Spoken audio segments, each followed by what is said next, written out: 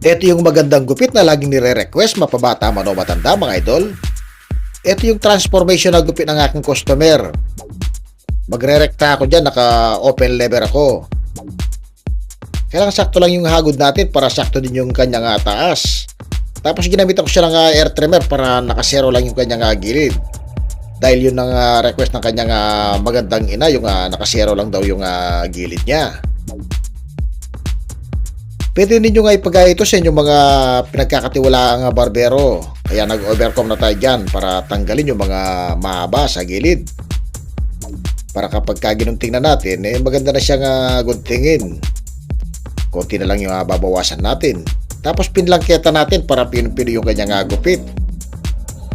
Yan ang pag-aralan nyo, yung tamang pagpaplangketa, yung tinatawag na balasbas sa kapampangan.